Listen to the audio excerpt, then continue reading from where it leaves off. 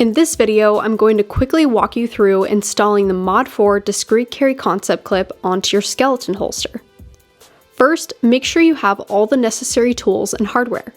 You'll need a screwdriver, 2 screws, 2 rubber spacers, and 2 screw posts. You can get the full kit with the Mod 4 clips on our website. The easiest way to do this is to stack the hardware separate from the holster and then attach it.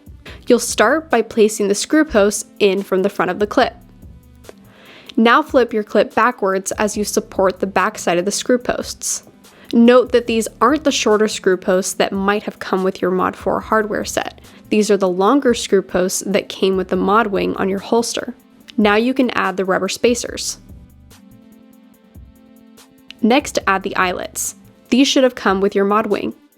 Next, you can add your Mod wing. Finally, place this entire assembly onto the holster and secure the screws through the backside of the holster.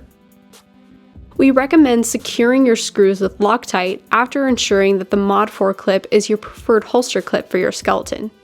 And with that, you should be good to go. For more information, make sure to check out the description box below as well as the instructions available on our website.